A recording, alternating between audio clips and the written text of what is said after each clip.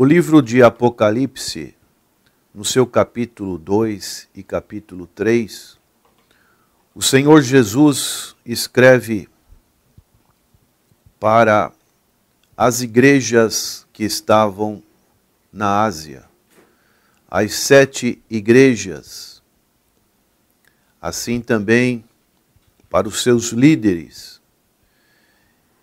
E é muito oportuno para nós que fazemos parte da Igreja do Senhor, termos, observando sempre o que o Senhor Jesus tem para dizer a cada igreja de cada localidade geográfica dessa região da Ásia,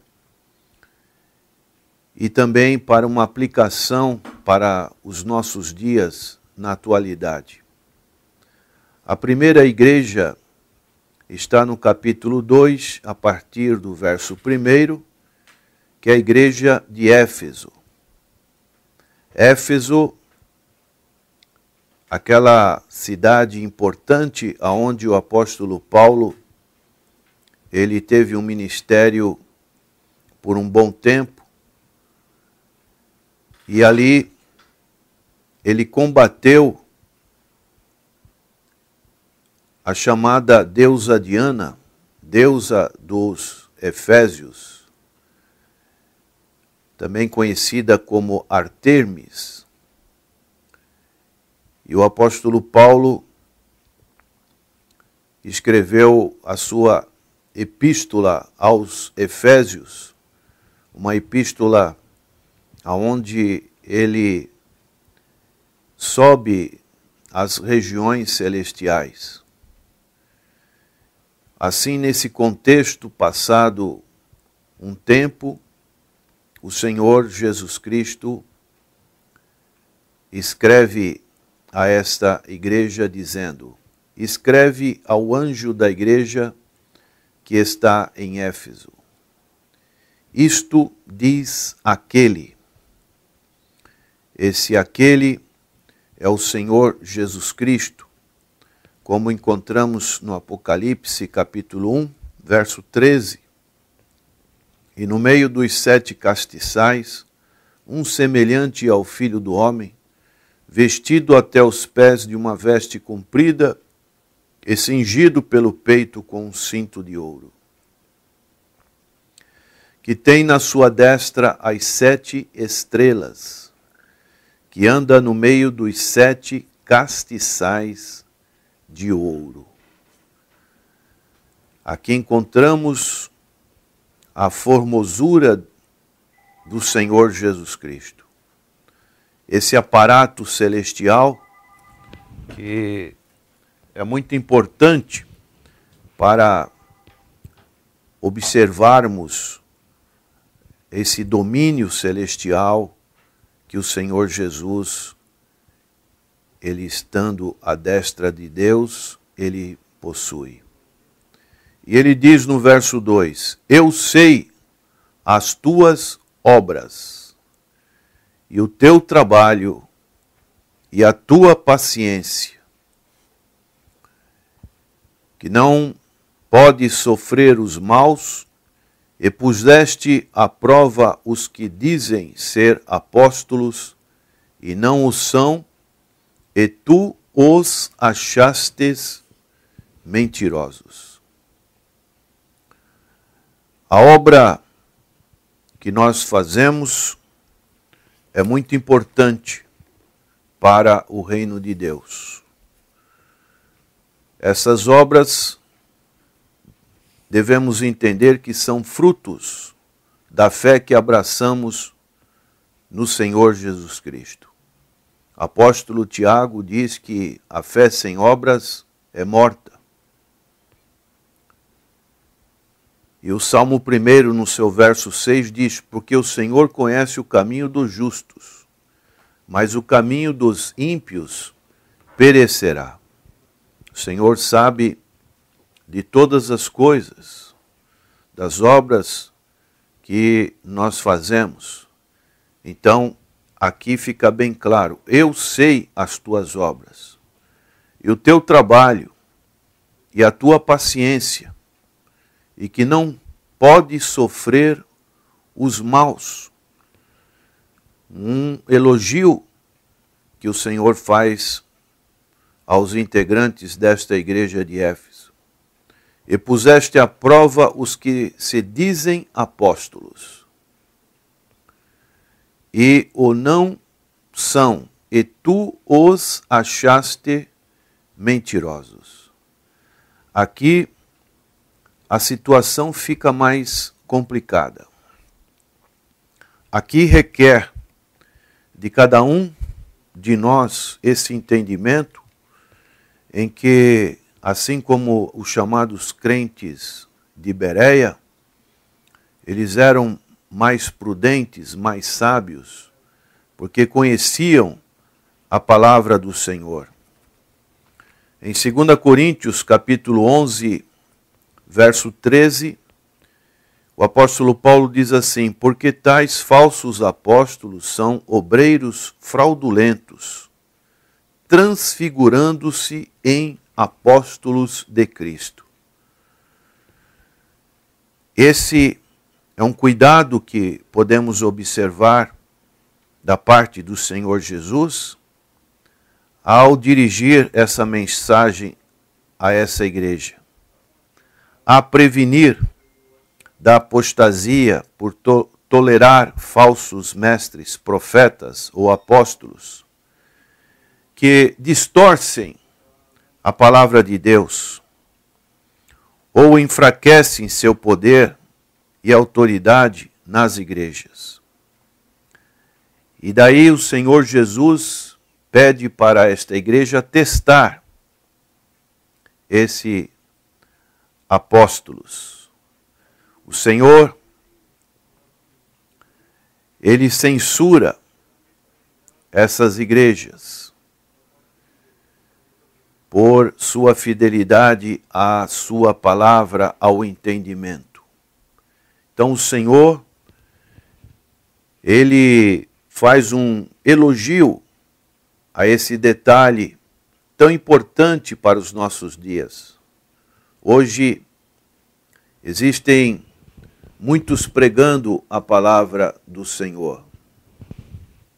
Mas será que o seu conteúdo é bíblico? Será que as raízes da palavra que é pregada é de boa árvore, produzindo frutos bons? Nos lembramos do episódio que aconteceu com Eliseu, quando prepararam um alimento e Eliseu disse para os seus profetas, seus discípulos de profeta: há veneno na panela. Daí precisamos ter esse cuidado que o Senhor indica a essa igreja. E ele continua no verso 3 dizendo: e sofreste e tens paciência, e trabalhaste pelo meu nome, e não te cansaste. Mas um elogio que o Senhor dá para essa igreja.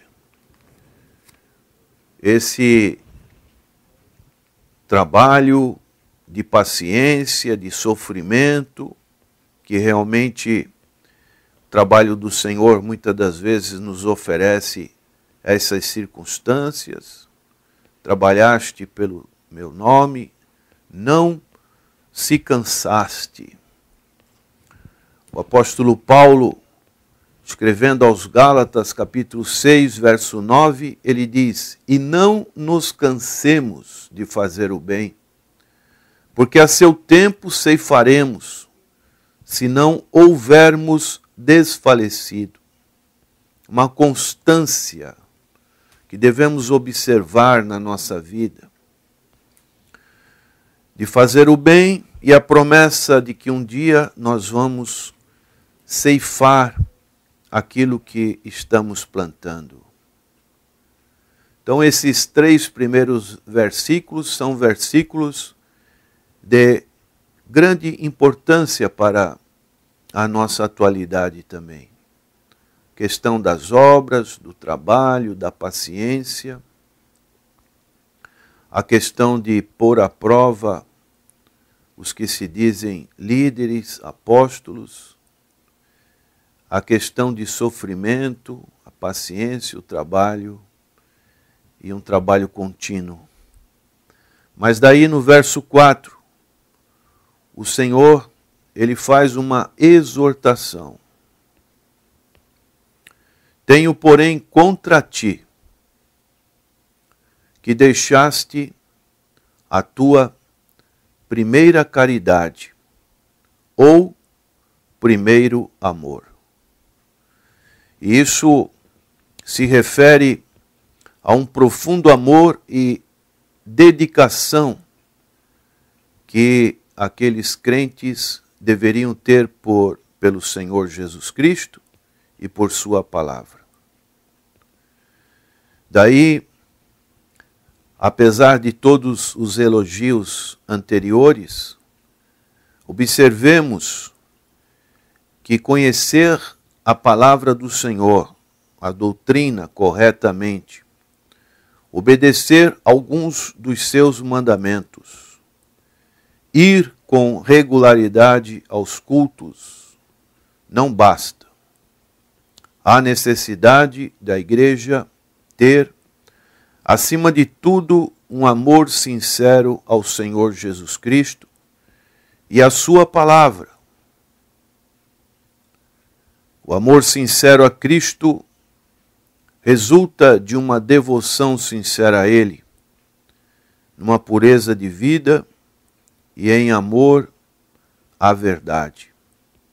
Por isso Paulo, escrevendo em 1 Coríntios capítulo 13, ele fala a respeito disso. Se não tiver amor, de nada adianta. O amor, ele deve permear tudo o que fazemos na vida cristã.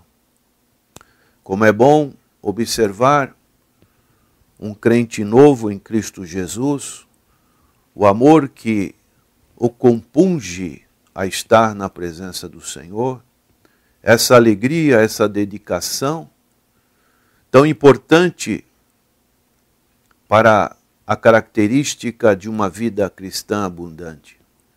Mas a partir do momento que vão se passando os dias, os tempos, parece que vai havendo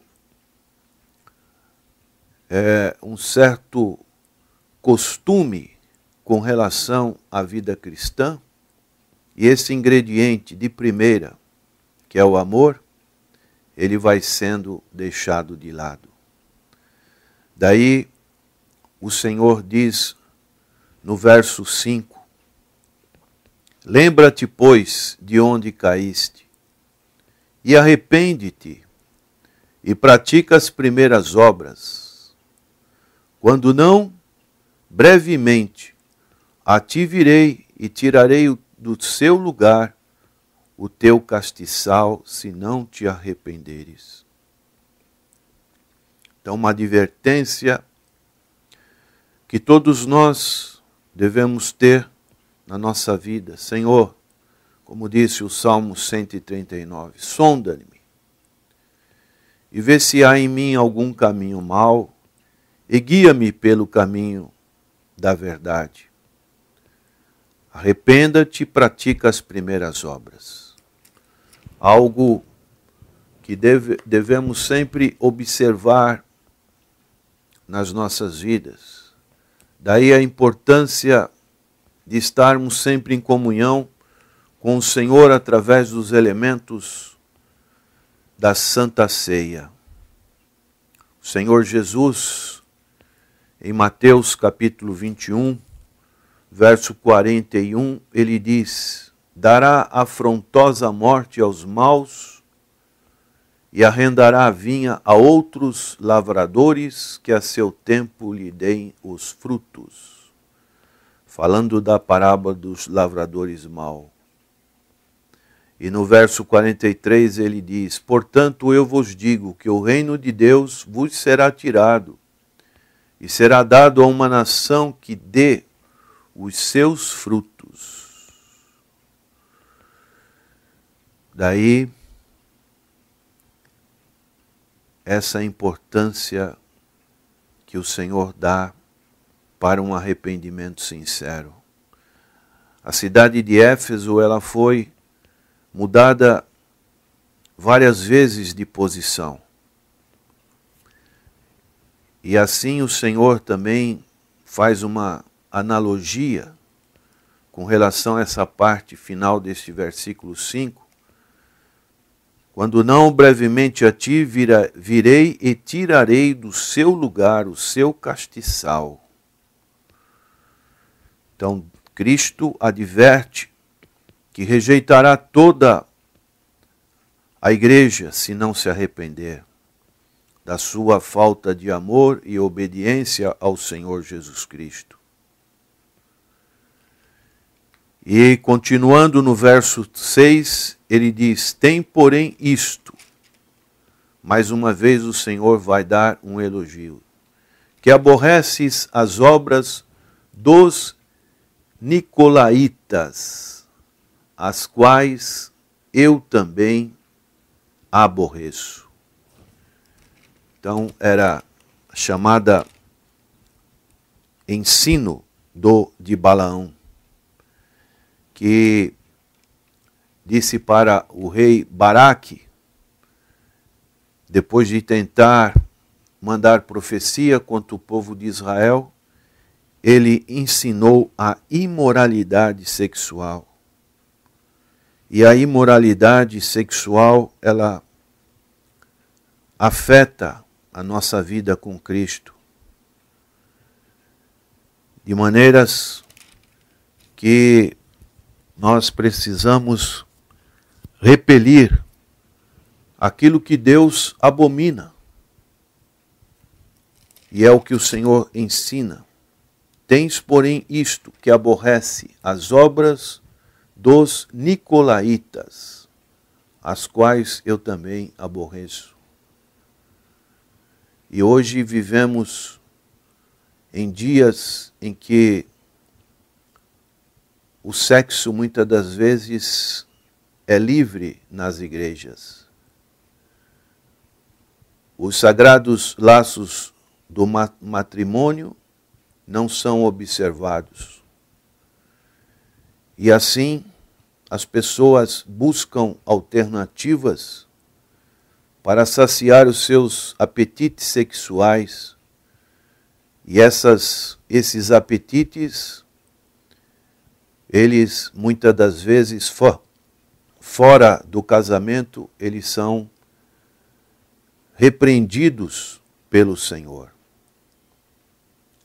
E no verso 7, o Senhor Jesus termina dizendo: quem tem ouvidos, uma palavra que foi muito repetida por ele também nos chamados evangelhos. Quem tem ouvidos, ouça o que o Espírito diz às igrejas. E ele faz uma promessa: ao que vencer, dar-lhe-ei a comer da árvore da vida que está no meio do paraíso de Deus. Um texto que encontramos em Gênesis capítulo 2, verso 9. E o Senhor, Deus, fez brotar da terra toda árvore agradável à vista e boa para a comida. E a árvore da vida no meio do jardim, e a árvore da ciência do bem e do mal. Duas árvores que tinham uma importância especial. A árvore da vida tinha por finalidade impedir a morte física. E é uma árvore relacionada à vida perpétua. O povo de Deus terá acesso a essa árvore da vida no novo céu e na nova terra. É o que o Senhor promete aqui neste versículo. Ao que vencer, dar-lhe-ei a comer da árvore da vida. E a árvore da ciência do bem e do mal, ela tinha por finalidade testar a fé de Adão e sua obediência a Deus e a sua palavra. Deus criou o ser humano como um ente moral capaz de optar livremente por amar e obedecer ao seu Criador, ou por desobedecer-lhe e rebelar-se contra a sua vontade. Assim, o homem, infelizmente, pecou e recebeu a justa recompensa dessa desobediência. Mas nós temos, através do segundo Adão, que é o Senhor Jesus Cristo, a oportunidade de sermos, como diz Paulo, mais do que vencedores por aquele que nos amou. Que você, prezado ouvinte, possa refletir como você também faz parte desta igreja do Senhor. Uma das coisas que envolve uma decisão muito difícil para uma pessoa é quando ela muda de uma cidade e procura nesta nova cidade uma igreja para se congregar. Às vezes ela vai olhar para um templo luxuoso, pensando que ali esse local vai trazer uma proximidade maior do Senhor Jesus Cristo.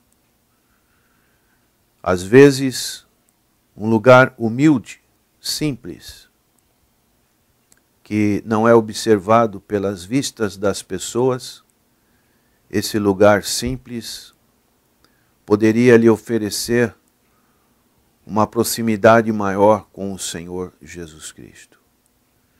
Este é o ensino que nós encontramos nesses 2 capítulos que estaremos meditando nas próximas edições do programa da Igreja Evangélica da Paz.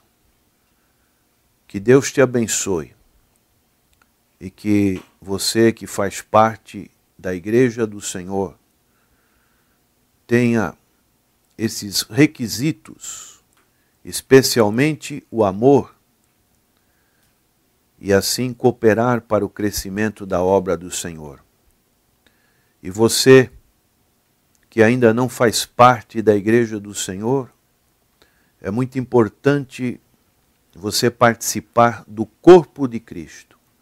A Igreja do Senhor não é perfeita, não existe nenhuma perfeita na terra, mas é necessário que estejamos em comunhão uns com os outros, porque essa é a vontade do Senhor Jesus Cristo, que disse para os seus apóstolos: eu edificarei a minha igreja, e as portas do inferno não hão de prevalecer contra ela.